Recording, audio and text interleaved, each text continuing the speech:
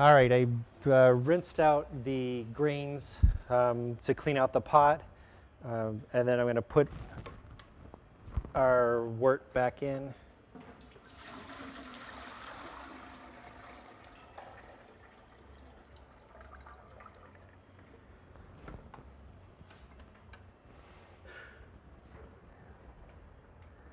All right, the next step will be to bring it to a boil.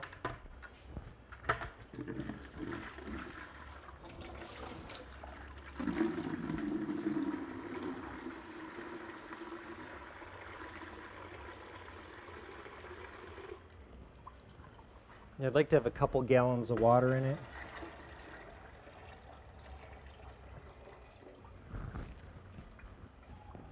A lot of the directions will have you rinse the grain with a gallon of water.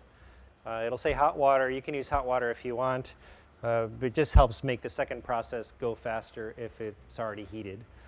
So this will just take a little bit longer to heat up, and then when it does, we'll go on to the next step where we will add some of the malt extract.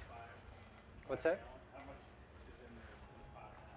Right now there's 2 gallons of the steeping water. And then when we add this, these will add a little bit more. All right, so this process is going to take a little while to heat. So while that's heating, I'd like to go over doing some racking. This is a beer that we've made before, which we're going to bottle today, so that you'll at least get to see the bottling process. Normally, the whole process for brewing goes something like day 1, you make the wort, you put it into the fermenter. The fermenter, it's in there 5 days, 5 to 7 days, it ferments. Then you transfer it to one of these carboys where it finishes up and then it settles out. You can see, well, there's some stuck on the side of the glass, but overall it looks fairly clear. And I don't know if you can see on the bottom, there's a layer of sediment for where all the chunky stuff settled out. So every time you rack it, you'll try to siphon off all the upper beer and leave all the sediment behind. So in doing that, it clears it out so that there's less stuff in the bottom of your bottle. So the next step today will, or when you're getting ready to bottle, we will rack this into a bucket, which I'm going to do while that's heating, and then we'll add priming sugar and then bottle it. You just use a racking cane for that?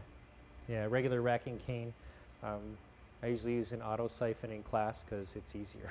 I have a question about temperature when you're fermenting. Mm-hmm. Do you want to control that at all? It's less fussy if you're doing ales. In the case of that particular, if it gets too hot, the yeast will get weird.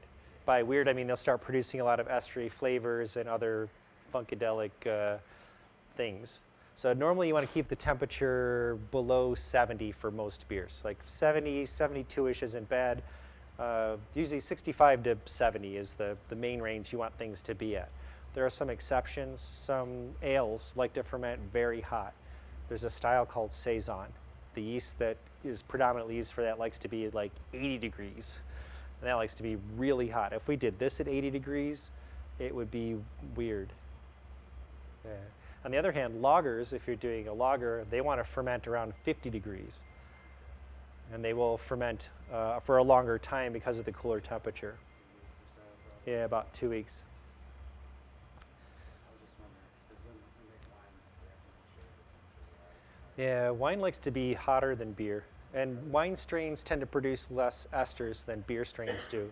So you can run them really hot and it won't affect anything. And in some ways it makes a better wine. Namely for reds. Whites, they tend to do a little cooler just to try to preserve some of the natural fruity aromas that are existing in the grape itself.